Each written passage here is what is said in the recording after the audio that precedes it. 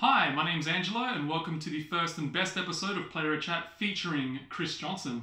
Hey. Hi. So, Chris, you're well known around these parts, in Adelaide in particular, for making Expand and another little social experiment type game called Moirai. Yeah. What other things are you proud of that you've made? That I've worked on? Oh, geez. Well, I've made a whole bunch of smaller games. So I've done a whole bunch of little game jams.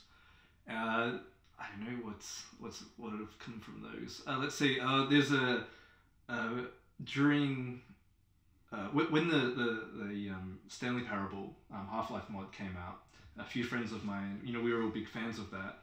And then there was a game jam, the Peter Molyneux game jam that was based on this fake Twitter account that was putting out tweets that kind of sounded like Peter Molyneux when he says some of the most sort of extreme or outrageous or funny kind of things. And we made a game that was kind of like a platformer with a narrator called The Spandex Parable. And in it, the narrator was describing how at the end of the game, there's going to be this amazing, lewd sex scene. And that, just hurry up and finish the stupid game so that you can see this amazing sex scene. And and what happened was for that game jam, I worked with Matt, who you've had on before, and I worked with a few other, graphic designer, a writer who's actually called Sam, who's now working at Mountains, which is a studio in Melbourne, and we just had an amazing voice actor that we contacted sort of anonymously over Twitter. They just put a call out to say, if you need voice acting for the Peter Molyneux game jam, just let me know. And no one let him know except for us. And so then during that jam, Sam had written a whole bunch of really amazing, funny, smart dialogue. And, we sent the script to this guy. The next morning we got back all these really, funny voiceovers for it. And yeah, and that game, got a lot of traction. Got a bit of traction at the time, but then in the lead up to the Stanley Parable, people were looking at YouTube videos for it, and they stumbled upon the game as well. And so yeah, that was really fun and sort of unexpected. What was the game called again? The Spandex Parable. That's right, Spandex Parable. Yeah. Yeah, it's just like a really sort of cheap, terrible looking, kind of buggy platformer. What else? There was a game I worked on with my brother called The Cave of Atman, which is a small puzzle game that kind of has these RPG-like components to it as well. And that game was a really, essentially he just pitched an idea to me and showed me some levels, and then I just programmed it. He did a lot of the game design.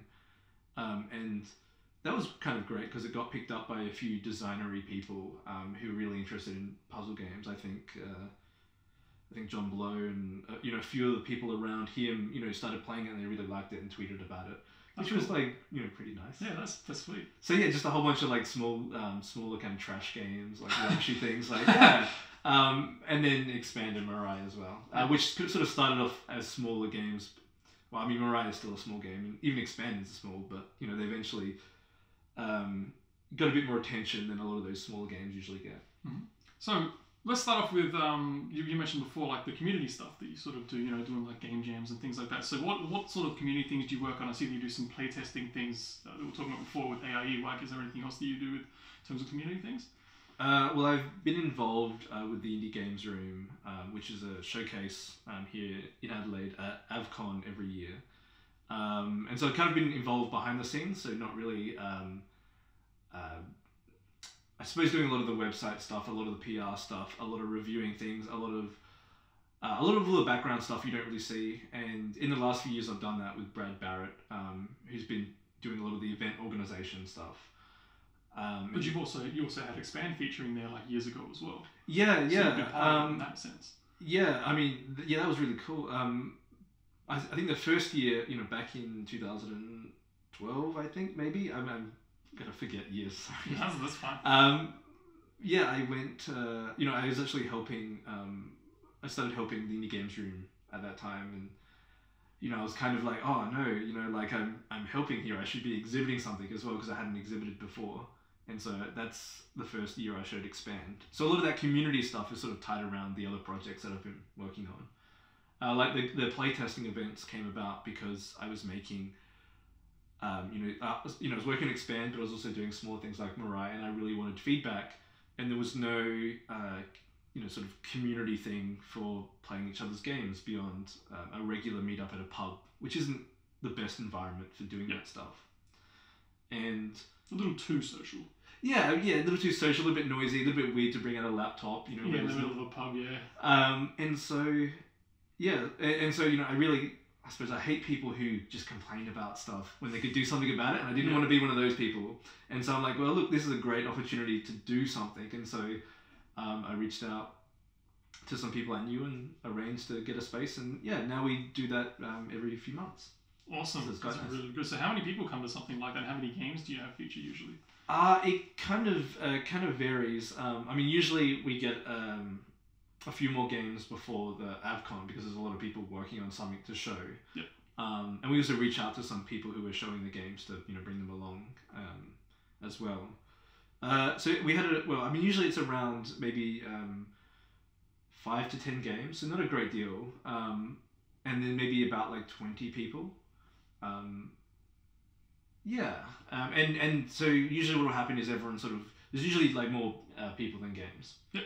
And so it's usually a bit of a social thing, but in a quieter environment as well. Mm-hmm. But it's also just a good chance just to see, like what everyone's working on. And it's great to see those projects develop over time. Yep. So how do people get involved in doing something like that? Like, do they have to be like part of AIE, or can they just get in touch with someone to do something like that? Well, yeah, I mean the current event is held at AIE, but we were previously running it at CDW Studios. But in order to get involved in that stuff, you don't you can just go and do it. You can just go and organize it, right? I mean and that's sort of why with a lot of these things I've been involved with, I've tried not to do it under a banner of some group. Yep. Because that makes it feel as though that group is responsible for all the game events, here, all the game things. And so I think just sort of creating a sense of like, hey, if you want to do something, just go and do it. Mm-hmm. And so if anyone's keen, it's just about talking to people, reaching out, and the more and more you get involved, the easier this stuff is. Yep. So yeah. So tell me about game jams then, because I know that you do a lot of game jams and things, but if I recall correctly, you don't really do group things with game jams. You mostly do stuff on your own, don't you? Yeah. Well, I haven't done as many game jams recently, Mm-hmm. just because I've moved into doing a lot of full-time work, and so really appreciate my weekends. Yeah. And sometimes the environment, and it also depends on the environment and stuff as well. So, and I prefer game. So there's a few game jams. So essentially, game jam is like 48 hours, and you have to make a game. And then at the end of the game jam, everyone plays each other's games and talks about it and stuff. And previously, when I was back studying at university, I was involved with running a game development club with a few friends. And one of the things we did there were game jams. But they were like over a week. And then later on, this other group called Adelaide came along and did game jams, just over a weekend, where you would, come in and there'd be a group of people. And I just pretty much entered into every one of those. And so did Matt, who was on last week, I suppose. Yeah. So disclosure, Matt Trebbiani is a friend of yours, and you kind of went to university together, and he went on to make Hacknet, and you went on to make Expand. So yeah, and there's a big. He was a guest on the show a couple of weeks back. There was also a big story with you two and Mark Sellers wrote and stuff like that. So anyway. Yeah, so I just kept on going to those because they were a lot of fun, and they're also very good at helping you get better faster, because it's very tight iteration times, and you can also work with lots of different people. So some jams I've worked with 2 or 3 people, but that usually only happens when I'm very aware of what the skill sets are of those people, because then it's easier to figure out a project that is not just going to create an interest.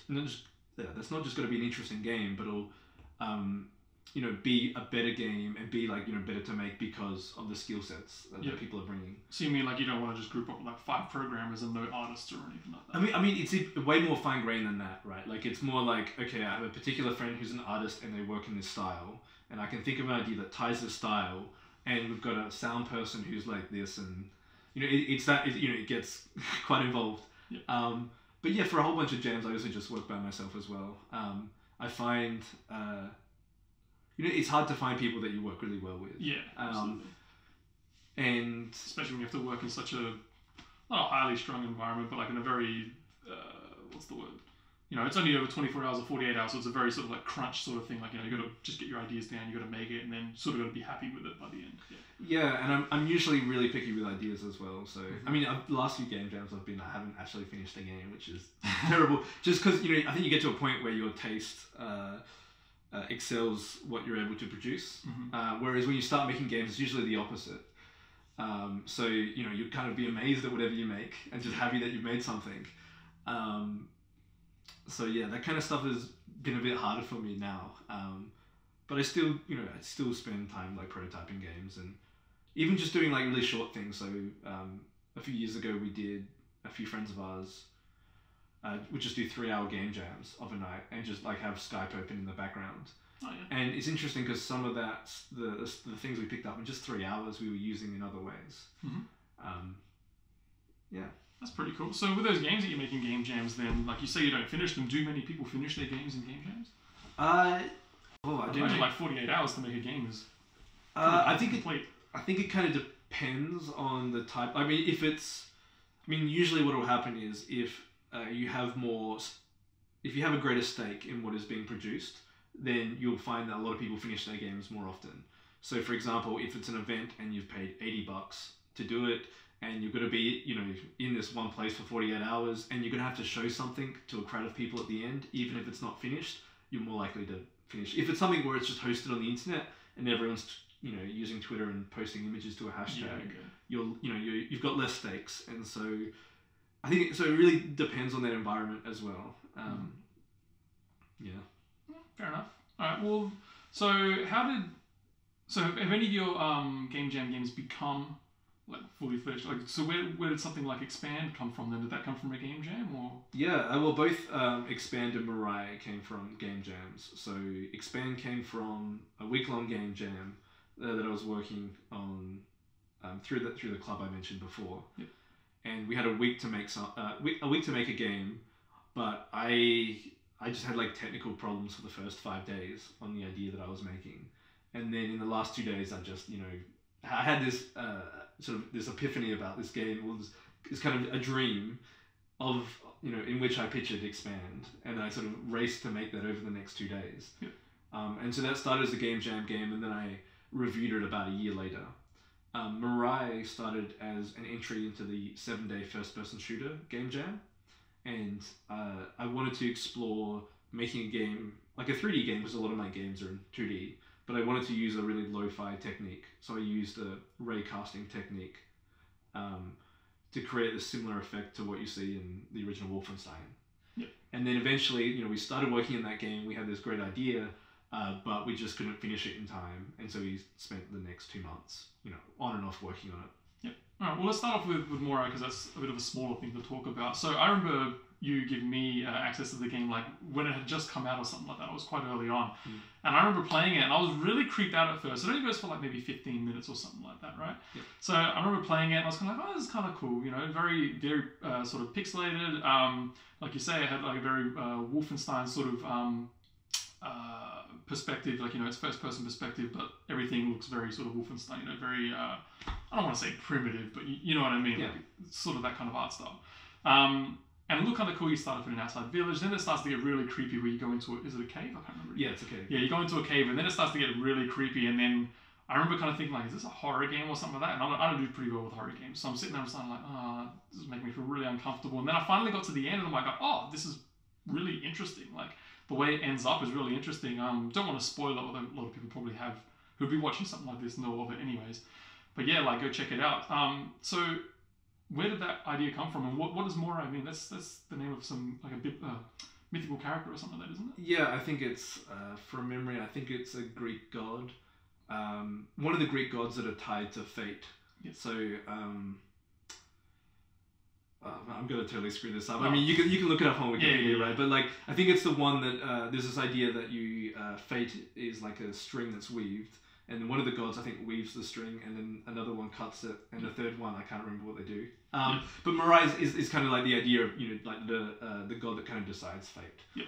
I mean, it was a unique name, and so we thought we'd use it just so we can, you know, search it, and it's yeah. And, yeah. Well, sort of that idea of fate's kind of in there as well, like in the way the Yeah. game turns out and stuff. So how did that come about then? Like, what's the motive behind all that? Because the reason why I asked is because it did sort of blow up at one point. I remember PewDiePie playing it at one point, and then like heaps of people were talking about it and stuff. And then because it does do a thing where it is a bit continuous, where it takes in data from each person who's played it and stuff, so it gets bigger and bigger and bigger in that sense. So where did that idea come from? So the idea came from a experimental experimental theatre piece that I had seen with my partner Catherine, who was also involved in writing the script for Moirai and helping that idea come to fruition. And in that particular play, I mean, I don't want to spoil the play because then that spoils the game, but in that particular play, there's like a cyclic nature to it.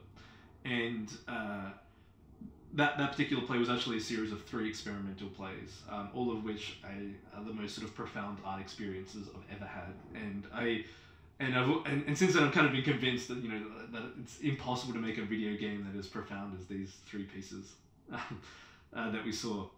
Anyway, this particular piece had a very mechanical structure to it, and I thought, what is a way to take that kind of idea and put it into a video game? And Moirai is kind of the output from that. Okay, cool. I suppose there's also like some influences from other things. So the fact that it got like sort of eerier as well. Yeah. I think my partner and I were watching like quite a bit of like David Lynch at the time, and things like Blue Velvet, where you kind of see this normal town, this normal area, but there's sort of the seediness underneath. There's this sort of darkness. Yeah.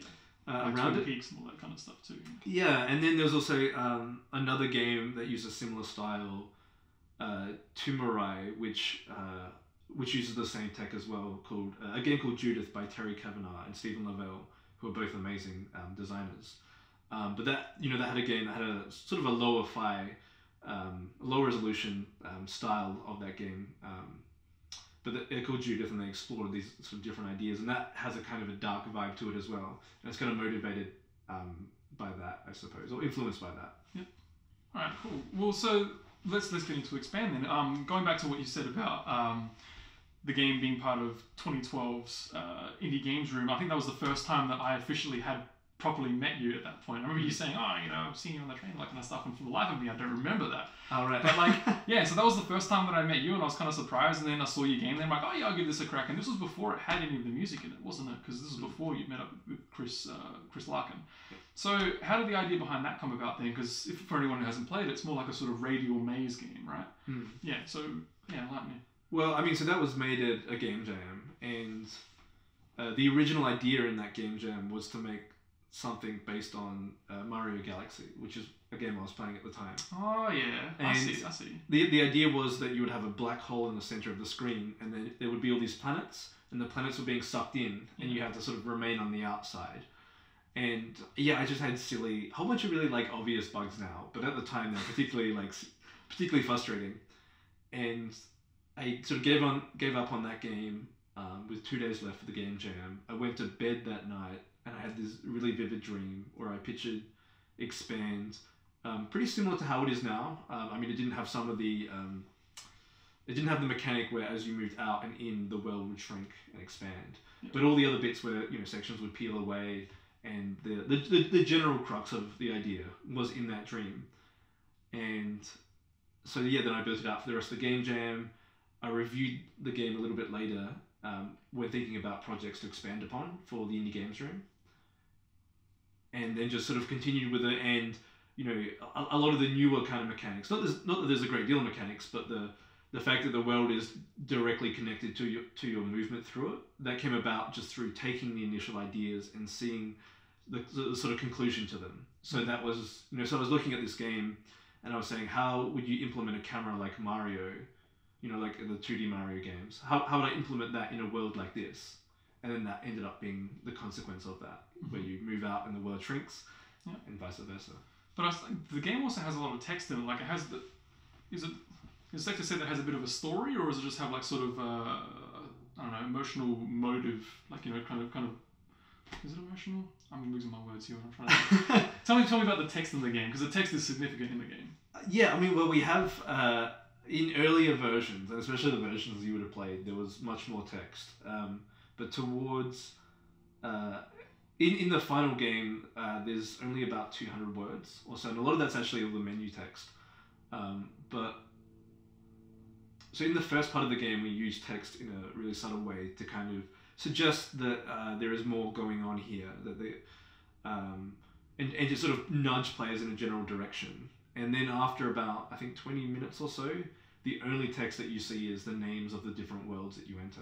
Oh, okay. I thought I remember at one point that it was like sort of talking about dreams or not fate, but something like that, you know, giving you a bit of a story or something like that. Yeah, there's a whole bunch of like existential wankery. Yeah, that's in there. I didn't want to say that, but it's kind of like, yeah. I mean, it's the indie thing, right? It's annoying. And it's artsy. Yeah, but it's almost like a faux artsy. It's like you usually see that from people who like haven't really engaged in arts, but you know they've read about existentialism and they want to be moody. You know what I mean? I know, yeah. Yeah, it's always it's to the point where it's like stereotypical of indie games. You know, well, it's particular kinds of indie games. Sure. You know, like basic shapes and like mysterious deep message. Yeah. And part of the problem with that is that like a lot of those themes are really serious and really complicated and nuanced, and a lot of games that use those kind of basic shapes and allude to much more end up under-delivering in terms of the narrative promise that they provide. Sure. And we didn't want to be like that, but also we didn't really have... I mean, it would have been fine if we did all of that stuff and at the end had something that really cinched it all together and had something really to say through the text, and we didn't have that. So it felt like the honest thing to do would be to take out a lot of the text, and that's what we ended up doing. Which I think is really good because if you take away something in a game as minimalistic as Expand, that then brings the attention to other things, which is, you know, the movement and the music and, you know, things that we were actually really confident with. Yeah, and it's interesting that you go into the music there because that was the next thing I wanted to talk about. So you ended up partnering up with Chris Johnson, who at the time... Larkin. Sorry, Chris Larkin. My bad. I remember you partnering up with him, and at that time he was still trying to work his way into like doing some professional things, you know, like freelance stuff. And since then he's gone on to do much bigger projects and things like that, which is really, really great. But so how did you come across someone like Chris then? Well, I mean, Chris came to AvCon in 2012 when I first showed the game. And I think he was with his brother and he sat down, played the game, and then afterwards we talked for about, I don't know, maybe 10 minutes, and he just gave me a list of suggestions. This needs to change here, you should do this, this, and this. And he was also a composer, and I figured that we should catch up. And at that time, I'd taken on some other work outside of games, so I couldn't really work on Expand for at least 6 months. So in that time, Chris and I just sort of caught up and we'd casually chat and he would go through what he could do. And we really sort of built this idea of what the game is and what the music behind it would be. But yeah, he was just a stranger at a convention.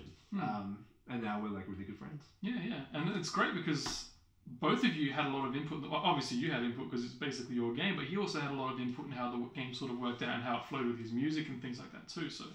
And that was, I remember being at PAX, what was it, 2014? Was that the one that you guys were... Yeah, I think so. Yeah, I remember being there and like a lot of like critics and stuff were raving about it. I went to a few panels and people were talking about it and stuff. It made me feel a little bit proud because I'm like, I got to play that game before it was this big thing. And then like seeing it like be something that was just at AvCon's Indie Games room being featured, you know, in the PAX Indie Showcase and stuff, and everyone talking about it, like that was great. And like, you know, to have something like, you know, something very visual in the way that game looks and moves, and then also having it married really well with something like music too, it was great. But if you don't mind me getting a little real here, and it's something that Matt and I talked about as well. So the reason why there are parallels between you and Matt is that like your games were sort of being worked on around the same time. They were contemporaries basically, and it was safe to say that you guys were contemporaries too in that regard. You guys worked and helped each other out and stuff, and in fact you still help him out with Hacknet and things, but his game went on to be really successful, and unfortunately yours commercially didn't seem to really hit the mark. It was praised really well by critics and things like that, but it didn't seem to, you know, explode like as I believe it kind of should have. So what do you think happened there in that case, if you don't mind me asking? Oh, jeez. Was it like just too artsy, do you think? Just went over people's heads or anything like that? Well, I don't. I think this stuff is... Succeed is a complicated word. Yeah. And I think... I actually think it's relative to a lot of other games that are very similar to expand, we actually did like really well. Like, you know, so I have a lot of friends who also make games and released, you know, games on Steam that are also, you know, well, in my view at least, quite interesting. Yeah. And those games, you know, they would do like, you know, they seem to do like about a fifth as well as we did. Okay. And I, you know, I would say that they are, some of them are of comparable quality. Okay. So in that way, it's kind of hard to say, you know, that it was like super failure relative to other games that are on there.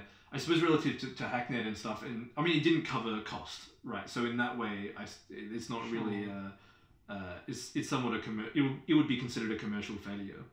I suppose part of it was that in preparing the game for release, you know, we didn't have too many connections to journalists outside of Australia.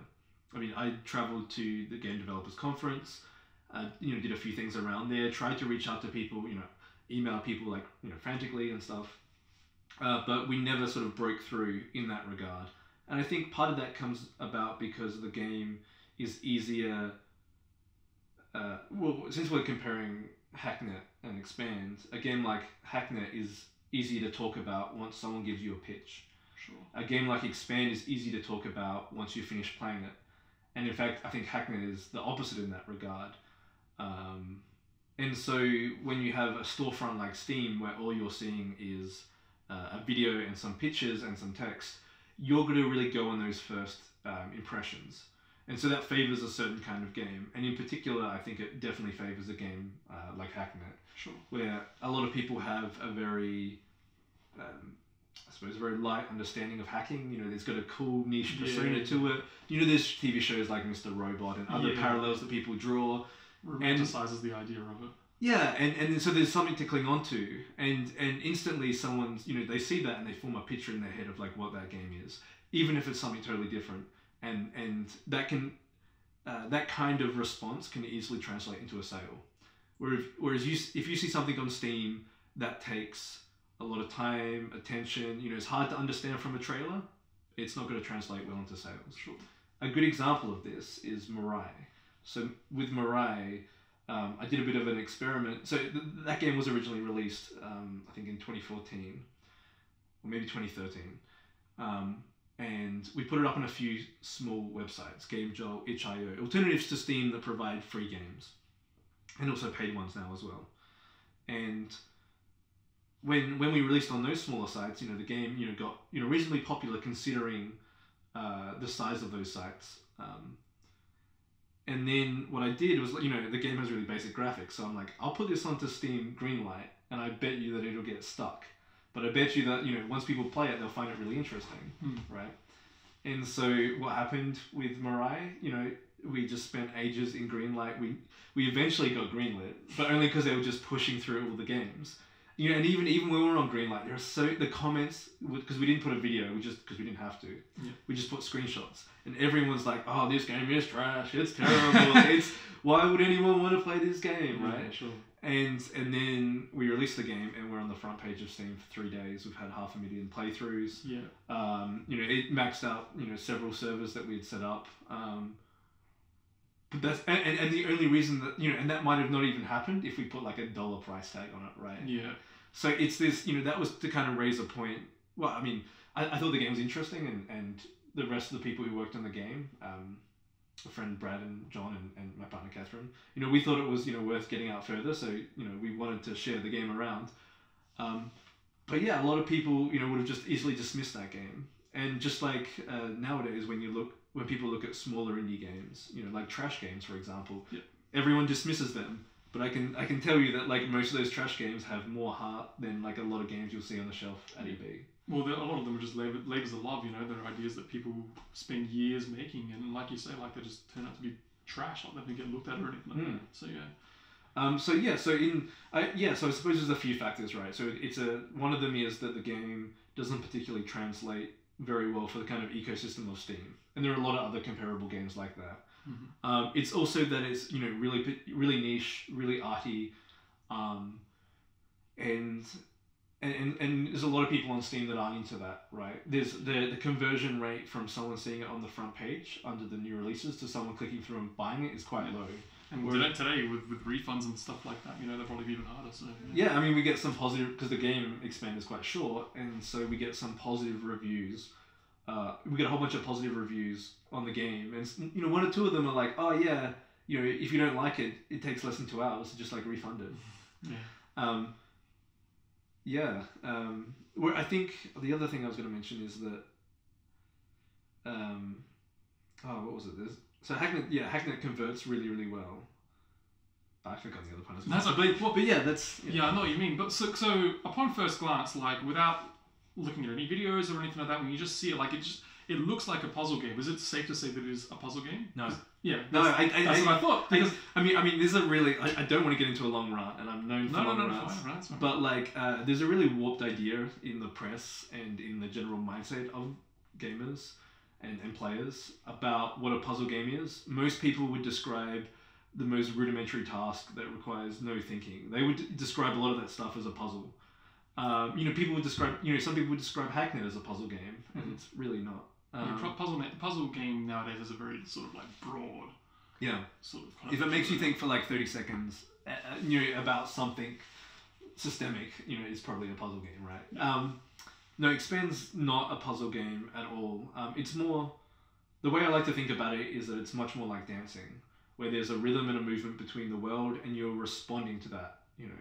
It's like if you were the follow in swing dancing or any kind of dancing. Fair enough. Well, even just the way you were explaining before, how its original idea came from something like Super Mario Galaxy and things. As soon as you said that, like I started picturing the game was more of a platformer in that sense. If you picture like Mario Galaxy as a 2D thing, jumping around different platforms, like that's how I can totally see the game as well. So. Yeah, I mean the difficulty there though is you can't say platformer because when you say platformer, there's connotations. There's jumping onto platforms and dodging things. Yeah. So whereas this is sort of like it's a difficult game to sort of funnel into a genre. So if you had to give it like a couple, like say 1 or 2 genre names, like what would you call it then? Oh, I don't know. I don't really care about... I mean, genres are just a thing that marketers use to make it easier to sell shit to us, right? Like, I know that's cynical, but like... It's what it is. I mean, it's one way in which genres function, I should say. It's not the only way. There are other aspects to it. Sure. Yeah, I don't know how I would classify it. I think we put adventure, because it is a bit of an adventure, but that's also a bit of a catch-all genre. Yeah, okay. Yeah, fair enough. Well, it's your game. Like, you say what it is, and that's what it is. Like, yeah. I mean, unfortunately, you're forced to say certain things when putting it on these storefronts that you might not want to say. Like, you're forced to give it a genre. You're forced to, if you're on consoles, you're forced to put in achievements and stuff. Yeah, so. Of course. Yeah, fair enough. All right. Well, we're getting out of that then. Getting out of sort of the games that you've made and things like that. So, what else has been on your plate since then? So, Moirai came out in like 2013, 2014. Expand came out 2015, was it? Was it 2014 as well? No, 2015. 2015. Yeah. So what's happened with you since then? Like, what have you been working on? So, well, I mean, Expand... so Moirai came out, and then... But it only came out on the free websites. Yep. So, itch.io, GameJolt. And then last year, about July last year, we released Moirai on Steam. Yep. And so that's when it got, like, it really blew up. And I was kind of maintaining that game for maybe like 2 or 3 months, just preventing servers from exploding, handling. I mean, that case, the back end behind that game sort of broke in every conceivable way, like maxing out number of concurrent database connections, the number of data that you can pull from a database. I mean, like that game pulls terabytes of data. In a few days. Like it's. So is it still pretty popular? Yeah, I mean, this is the good thing about like once you've gotten over a heap of traffic on a website like Steam, or even any platform like itch.io or GameJolt, what will happen is you'll just continually just get more traffic, because a whole bunch of the recommendation engines on those websites will just funnel you into those, and on top of that you have like YouTubers play the game, and they'll some people will go back through the catalogs of previous YouTubers, or they'll come up as recommendations. And people discover it that way. But yeah, we have a pretty regular number of players. I'm not sure what it is, but it's like, it'd be at least one every 5 minutes completing Moirai at the moment. Yeah, okay. That was. pretty big then still. Yeah. Like after so many years. Still. I mean that's like nothing. That's in the quiet phase relative to the front page of Steam, which was kind of a nightmare. Yeah. I mean, well, it the is equivalent of you standing there with an fire extinguisher the whole time. Yeah, I mean it's fine. Well, I mean obviously there are different problems when depending on the game. But if you're using a game that ties into web services, like Moirai does, I hope I'm not giving too much away. But then that's you get scalability issues. Yep, absolutely. No, fair enough. Well, so I guess didn't really answer the question. Oh, so yeah, what kind of things have you been working? Apart from that, so you've been maintaining Moirai. What else have you been doing? I've made a whole bunch of small puzzle script games. So puzzle script. Oh, that's right. You were doing some teaching with that as well, weren't you? Oh yeah, I did some stuff. Like workshops and things. I did like 2 workshops at some public libraries. Yeah. Just teaching a whole bunch of younger kids how to make games with puzzle script. Yeah. Which is really awesome because like in an afternoon, you'd have kids starting to make little puzzle games and really having to engage in stuff. And I think one of my friends who actually rocked up to the first one of those, he's made like 5 or 6 featured puzzle script games. It's quite nice. But I kind of felt really bad because I taught all these people how to make games in puzzle script and then I didn't do any myself. So I think over about 2 months, 3 months, every now and I just chip away at these little games. So there's like 3 little puzzle games that take about 10 minutes each. Well, there's 10 puzzles each. They take about maybe half an hour or so. Well, just for the people who don't know what puzzle script is, what is puzzle script? Okay, essentially it's a HTML framework for making puzzle games in a web browser. As in, you go to a website, puzzlescript.net, and there's an editor there that allows you to edit your games, and then just a basic script file where you define the different objects and then you define the rules as well. And then the rules and levels and sound effects and stuff. And it's super easy to use. It's really great to iterate on stuff very quickly. And there's been a lot of like really great puzzle games that started as puzzle script games but were then built out further. So there's a game, for example, called A Great Snowman. I think it's A Great Snowman is Hard to Build by Alan Hazelden and Ben. I can't remember his last name. But yeah, they made that game. They made I think Cosmic Express, which is another puzzle game. That was released on Steam and iOS and stuff recently. There's a whole bunch of little like amazing games that are out there. I mean, they're very like lo-fi graphics, and they're not going to be at an EB or on the front page of Steam, but they're like really amazing stuff. It just seems like a good little sort of toolbox or toolkit to learn the fundamentals of how objects interact with each other, like you say, setting rules and things like that too. And they're literally small. They're literally like small grids with like different squares representing different characters or whatever objects and things, right? Yeah, and you can you even just define the pixel art in the game by like a grid of numbers, and you just change values. And the great thing about it is that it's very simple, but unlike a lot of game engine kind of tools that are really simple, like puzzle script allows you to more directly connect with the rules of the game and the systems behind them. Whereas there's so many layers of abstraction on some of these other game engines that you don't really have to do that much systems thinking which is not particularly useful for new game designers. It's useful for new game designers to directly engage with systems and rules and to figure out what works and why. I suppose beyond those puzzle script games, I released an extension for Hacknet mid last week. Well, it'll be last week tomorrow, I suppose. But within the last week. And so Matt had built in Steam Workshop support in Hacknet, so that people could create and upload like custom campaigns. And I made one called the Slaughterhouse, which I thought would be a bit different. So, is it safe to talk about that a little bit? We can. Of course, we can talk about it. What's the Slaughterhouse in terms of Hacknet thing? Because Hacknet's just very sort of like systemic. You're doing like sort of light hacking, working through directories and things like that. So, what is the Slaughterhouse involved? Well, I should also say before I begin, my partner Catherine, who helped me with Moirai, also helped me on the Slaughterhouse with a lot of the writing and stuff. That's kind of cute, you guys. Little game designing duo. Well, I mean, she has amazing taste, That's the main one. She's with me. She has amazing taste. I mean, not just in me, obviously, but like, obviously I'm not that guy. No, that's great. But not just in terms of media consumption and art and all of these things. Just being able to identify symbols and meaning is just, I don't know anyone else like it. Okay, that's great. And anyway, so the Slaughterhouse. So yeah, there's an Hacknet extension, and it kind of is something we worked on over the last I think about a month, and there's about 2 hours worth of content, which is like, you know, doing 2 hours worth of content for a game is a lot, especially when you're working full time and doing it on the side. Yeah, absolutely. It's kind of nuts. And it's one where you in the game you break into the computer system of a meat company that runs an abattoir, and you're given missions by a collective who are trying to expose some of the problems with this particular meat company. So they look at environmental concerns, animal cruelty concerns, you know, even just concerns with, you know, food safety inspectors and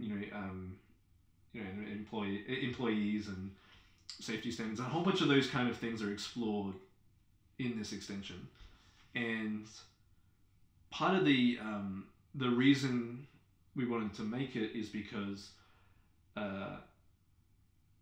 there's a particular kind of person who'll play a game like Hacknet. You know, a lot of that audience is a younger male audience that don't usually connect with some of the issues that we raise, you know, about animal liberation or environmental concerns. Yep. You know, they're the same, you know, I don't want to stereotype here, but it's the same kind of crowd that will post pictures of bacon and be like, it's amazing, I love bacon, even though it's like a carcinogen, right? Sure. And so we wanted to, maybe I'll put it in the slang way, we wanted to give them, those nerds, a big vegan punch in the face.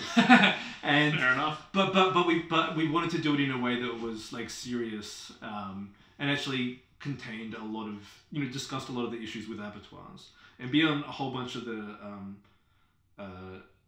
the concerns with how animals are treated and just how, you know, inhumane a slaughterhouse is. There are a whole bunch of other issues tied to them as well. Like every kind of, you know, a lot of different social issues and things that we talk about, you know, actually come up there as well. Yep. And we wanted to do it in a space that had a different kind of audience to what we're used to and wouldn't usually be exposed to that stuff. Also, just more generally, because it's a thing we care about and because that stuff is really not represented in video games at all. Sure, yeah. I mean, there are a few games that do little bits and pieces, but it's not like the way in which a movement like feminism is represented in games. Yeah. So yeah, and we also wanted to make something because Matt's a friend, and I wanted to show him like how to make something really good with his own game. Because that's a good way to do it. And actually, that sounds really snobbish and stuff. But I mean, don't worry, I can justify that. No, that's fine. So, but there's a so I sure, yeah, I mean, so in Hacknet, right? One of the way that game kind of plays out is that it feels very much like it's the papers, please, you know, kind of hacking, where the actual thing that you're doing from minute to minute is completely banal and boring. But the interesting thing about the game is the context that it's coached in. Yep.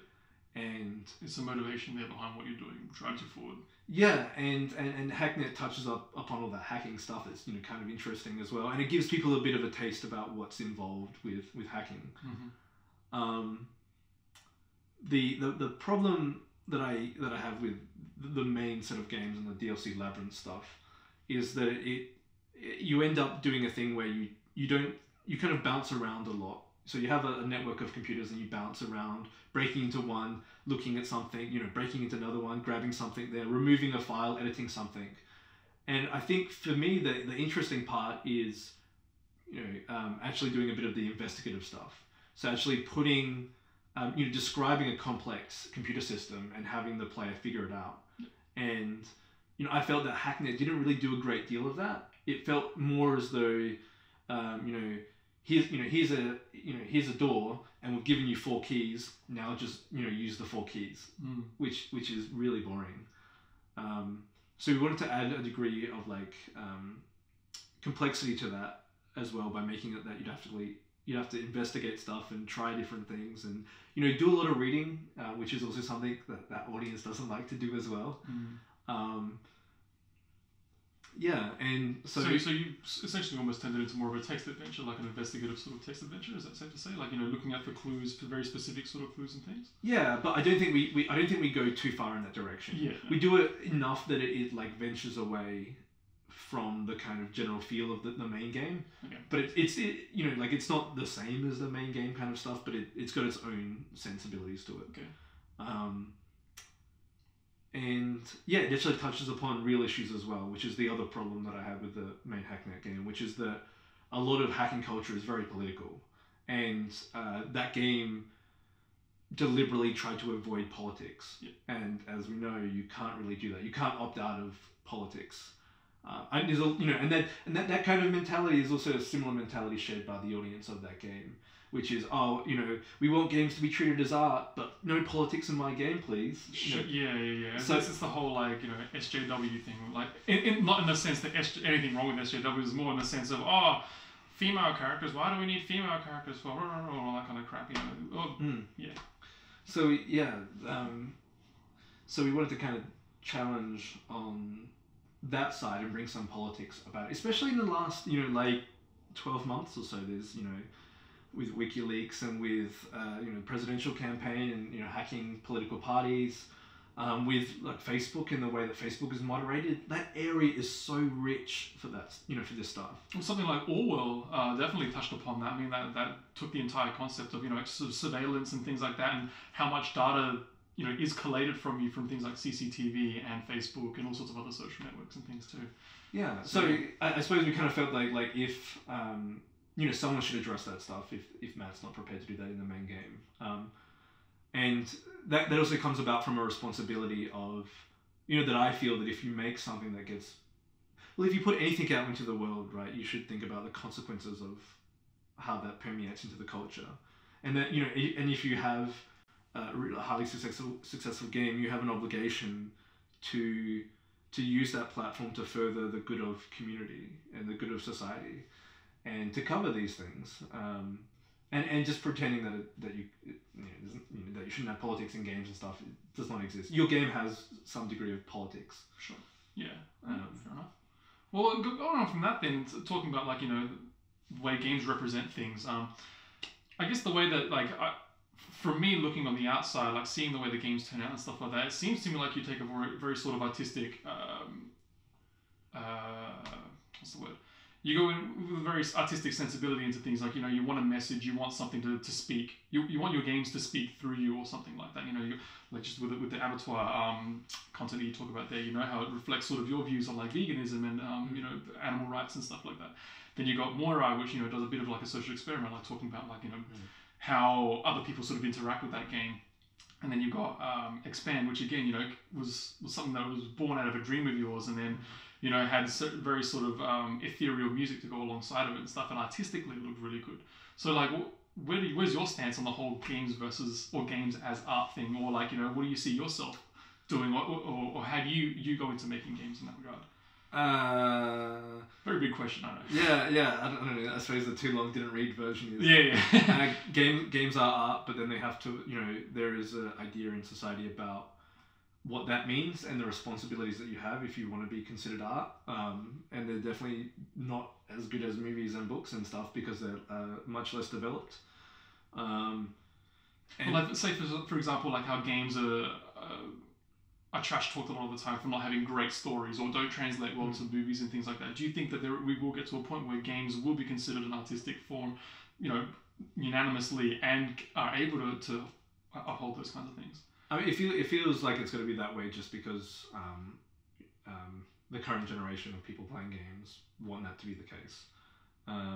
Whether or not they are or not is very hard to say. It's, you know, it's a very subjective thing. Yeah. I think have I stumped you? I think there's no. I'm not trying to. No, I just don't. It's just this stuff is super loaded. Yeah, and it's also just like trying to talk about some of this stuff is pretty tricky. And I'm not super well read on all my art stuff. So. No. I just mean, like, in the sense that, like, your games specifically do seem to have a message with them and stuff like that. Like, would you find yourself in that case, like, ever making a game that doesn't, or do you feel like you have to have something to say in your games? Well, I mean, it's Well, I think there's a difference between feeling as though you have something to say, well, and then actually knowing exactly what you're trying to say. Yeah. So, for example, Expand. I had we had a feeling about what we were trying to say with that game, and I think we successfully conveyed that. Can I describe what that is? No. That's why we made a game about it. With something like Moirai, it's a little bit easier because of the nature of that game. We definitely had a clear intention going into it, and the same thing for the Slaughterhouse. So, well, I think I suppose that from my perspective, it's just really important that if you're designing something that you are very considered and you think through what you're making and what it means and what it says.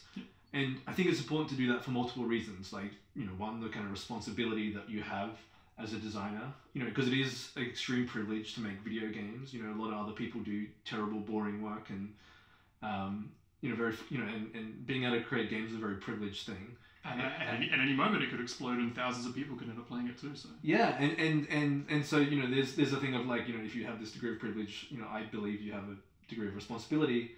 The other thing about it is that by being aware of what you're putting out there, it helps define your sensibilities as a designer. And that's usually what you find. If you say pick your favorite game designer and get them to play a random game and get them, ask for their opinion, they'll pick out all the intricacies and they'll tell you why they dislike it. Not in a way of like this is bad or this is good or whatever. They'll be more definitive in their justification. So they'll say, I don't like this because my feeling is that games should work in this particular way and this game goes against it for whatever reasons. So yeah, I just think it's a necessary thing if you want to kind of create interesting works, is to kind of think about what you're doing and to have an awareness around that. And not just to follow like a trend and stuff. But then again, there are, that's all this is predicated on a certain motivation around, the thing, of why I make games. And a lot of, other people might have different motivations that lead them to different outcomes that are very different to what I think. Okay. All right. Well, just I guess finishing up then, the last thing I'd like to ask you, just talking about that is just put an idea in my head that I'm really itching to find out now. So after having said all of that, and you make very sort of you make games with like a very specific message or something like that, and your ideas come around those kinds of things. Are you the type of person who does like just at a time just like indulge in something like Call of Duty or something like that? Do you play like very mainstream games, or do you very much focus on games with a message and only make games with a message and if that kind of makes sense. I mean, you always word that as if it's detrimental. No, absolutely not. I'm gonna sound like such a toff, such elitist. But like, I mean, the way I think about it is, I'm going back to existentialism, right? And I don't want to sound wankery here, but like we have limited time, and and you want to make it count, and so why play Call of Duty when I could spend. I mean, you could read a book that would further you in some particular way. I mean, I suppose the way I see it is that a lot of those as you're kind of suggesting, from my perspective, a lot of the mainstream games don't better players. They don't, make the people coming away from them. In my view, you have just wasted that time. Sure. Now I think that's not universally the case. There's obviously a degree and a spectrum to that. Obviously some games would foster community spirit and would be a great thing to talk about at work, or have other benefits. But for me in particular, I find a lot of that stuff really boring, and it doesn't really cover a lot of interesting ideas. And so I just move to stuff that does. And usually what I find is the things that are the most interesting in the culture are on the fringes, and so it's just about seeking that out and finding people making those kind of things. I mean, sometimes there is some mainstream stuff that I might play. I couldn't name it right now because I'm just not as up to date with that stuff. I do spend a lot of my time doing a lot of reading, going to the theatre, doing a lot of other things beyond playing games. Also, just because I think that adds to the richness of living, right? There's so many other great media to consume beyond games. So I try to play when I can, and trust me, there's a lot of great games out there. But yeah, I don't know where I'm heading with this. No, that's great. That's what I was asking. So yeah, I suppose it's just like limited time in the day. Want to find the stuff that appeals to me the most. And I've been very fortunate to like have because some of the stuff I just mentioned, like going to the theater and stuff, that's expensive, and it's another privilege thing. So having seen that, actually, I'll put it another way, and I'll put it in the most hipstery way, which is that it's like once you have the most amazing coffee ever, like where the coffee tastes like shit. You know, fair enough. And and that's why I should never go to America. No, I'm kidding. No, I'm just gonna get all my controversial statements out here. No, yeah, it's kind of that thing of like, once you have a taste of something that really resonates and connects you to like, the spirit of the universe, right? You can't not want that again. And so that moves you to certain kinds of experiences and certain kinds of things. And I feel, relatively drawn to that stuff. Fair enough. All right. Well, on that note, let's just leave it there. That's a great way to leave people thinking. So. Okay. Yep. Yeah. So, Chris, thank you very much for joining us. Joining me really. Be sure to check out Expand, Moirai, and your expansion on Hacknet. Yes. The Abattoir. No, it's called the Slaughterhouse. The Slaughterhouse. Sorry. Of course. Yeah. Yeah. Great. All right. Well, thank you very much for joining us here. No worries. Thanks. Awesome.